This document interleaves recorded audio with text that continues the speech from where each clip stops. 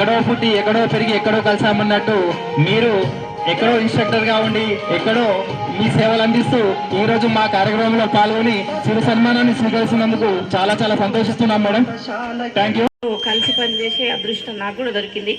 డైరెక్ట్గా కలిసి ఒక స్కూల్లో పనిచేయకపోయినా చాలా మీటింగ్స్లో చాలా రకాలుగా కలుసుకున్నాం.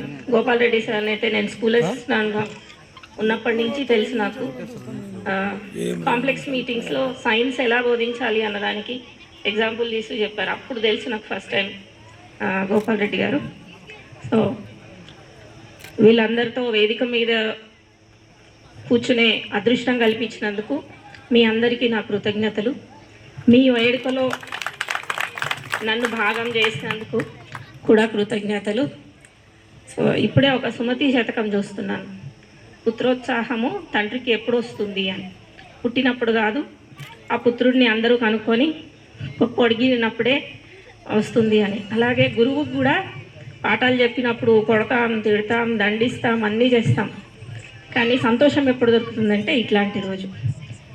స్టూడెంట్స్ గుర్తుంచుకొని వాళ్ళకి గురువుకి ఒక సముచిత స్థానం కల్పించి వాళ్ళను గౌరవించి మీరు చెప్పిన చదువు మూలంగానే, మీరు నేర్పిన విద్యాబుద్ధుల మూలంగానే ఈరోజు మేము ఈ స్థాయిలో ఉన్నాం. విద్యాబుద్ధులు అనగానే కేవలం టెక్స్ట్ బుక్లో ఉన్న చదువు మాత్రం లేదా కంటెంట్ మాత్రమే చెప్పడం కాదు కదా. నమస్కారము, నా పేరు లావణ్య. ముందు సాలూర లావణ్య, ఇప్పుడు చీల లావణ్య. నేను పెళ్ళి చేసుకుంది శంకర్, మా క్లాస్మేట్. నేను ఇప్పుడు అంగన్వాడీ టీచర్గా పనిచేస్తున్నా.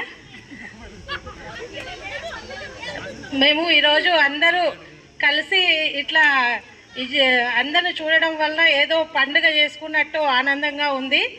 ఇంట్లో పండుగలు చేసుకుంటాం కానీ దానికన్నా చాలా పెద్ద పండుగ అంటే ఈరోజు నాకు మా ఫ్రెండ్స్ అందరిని చూస్తే మళ్ళీ ఏంటంటే ముందుగా మా ఉపాధ్యాయులని నాకు చాలాసార్లు కనిపించేది గంగారాం సారు, మళ్ళీ గోపాల్ రెడ్డి సారు, ఇద్దరే చాలాసార్లు కనిపిస్తారు.